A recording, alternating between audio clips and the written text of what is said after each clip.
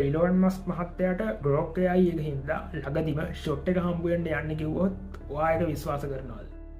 බ්ලෝක්කේ අයක පාවිච්චි කරලා තියෙන පුද්ගලෙට්නම් එක්ස්පිරියන්ස් කරලා ඇති චඩ්ජපට ජෙමිනාය වගේ අයිවලට සාපේක්ෂව මේ ග්‍රෝක්කේ අය කරහා අපිට වයිලන්ස් ඩීප්ෆෙක් ඒවාගේම ශෙක්ෂුවල් අයිත් දේවල්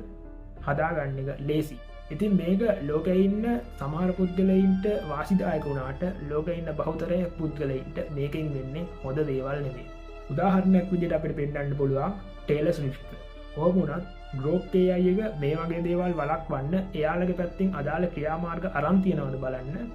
අයර්ලන්ත ඩේට ප්‍රටික්ෂන් කමිෂන් එක වෙනම ඉන්වස්ටිගේෂන් එකක් මේ දවසල හැඩල් කරගෙන යනවා හැබැයි මේ ඉන්වස්ටිගේෂන් එක අවසානයේ ග්‍රෝක්කේ අයක මේ වගේ දේවල් වලක්ම ගන්න කිසි මක්ෂණයක් කරන්න නෑ කියලා පරූුණොත් ඒකෙන් ඉලෝන් මක් පහත්තයට වෙන්නේ හොඳ දෙයක් නන්නෙමේ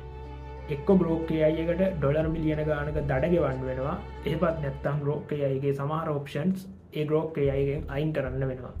ඉතින් මේක පිළිබඳ ආගමතේ මොක්ද පල්ලෙහන් කමෙන්ට් කරගෙන යන්න මේ වගේ දේවල් පිළිබඳ දැනුවත් වෙන්න ඕන්න ටයි එක ටච්ච එක ඉන්න